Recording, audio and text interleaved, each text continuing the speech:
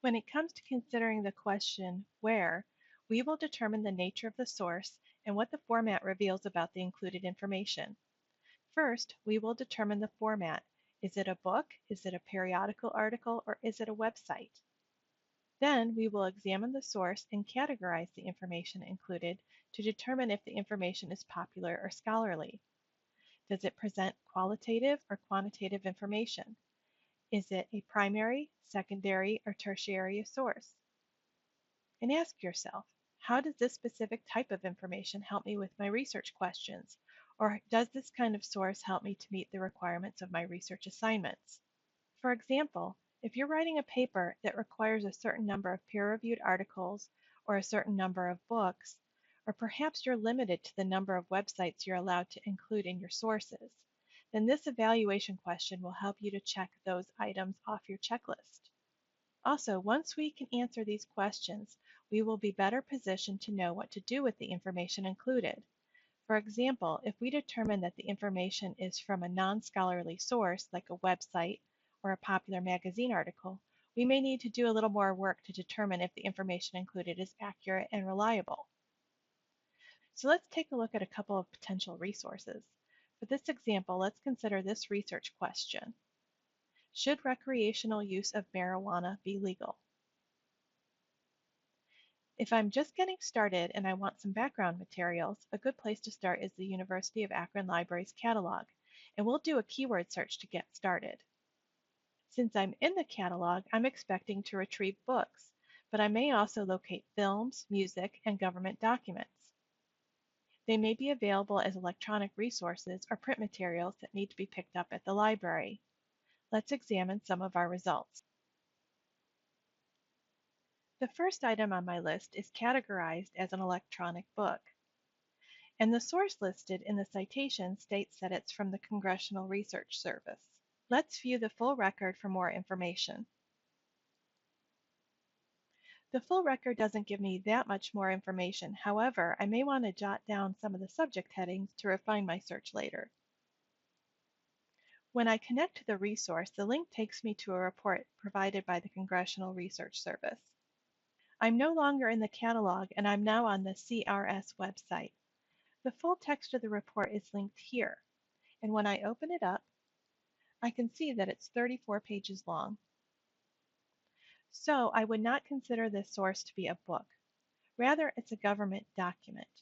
When I scroll through the document, I can see that there are extensive notes throughout the report that would point me to primary sources like legal opinions, court documents, and transcripts, as well as other secondary sources like newspaper articles. Because this report compiles and summarizes other primary and secondary sources, we would consider this to be a secondary source of information, which can point me to the primary sources if I wish to track them down. Let's go back to our catalog search and choose another item. The second item on my list is a book. When I view the full record, I can see that the book is 519 pages long. It includes bibliographic references and an index. This helps me to determine that this book is on the more scholarly side when it comes to the scholarly continuum, but I really will need to get my hands on the actual book to determine that for sure. When I have the book in front of me, I would want to confirm that any data, statistics, or facts are documented in the bibliography. That's just in case you want to verify the information. Essentially, you'll want to be able to determine where the authors got the information presented in the book. Let's now try our search in a different database and try and find some periodical articles. Let's try the same search in Academic Search Complete. Since I'm using a periodical research database, I can expect to locate articles from periodicals like newspapers, popular magazines, and peer-reviewed journals. As I work through my retrieved records, I can make some decisions about the where evaluation criteria by looking at the citations. I can also use the database limiters to focus on the kinds of sources I prefer. For example, if I want to stick to scholarly or peer review articles, I can use that limiter. The first article on my list is from the scholarly journal Public Health.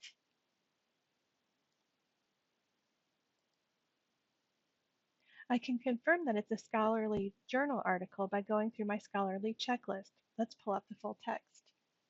When I take a look at the full text of this article, I can see that it follows a set format with an introduction, methods, data, results, and conclusion, and most importantly, it has extensive references listed. So for this article, the fact that it's a scholarly journal article helps me to meet the WHERE criteria, along with the book and government report we looked at earlier. I would then want to apply all the other evaluation criteria to these items before deciding to incorporate the source into my research project. So by itself, the WHERE evaluation criteria is not all that helpful, but when combined with the other criteria, it can help you confirm that the sources you are using are appropriate for the assignment.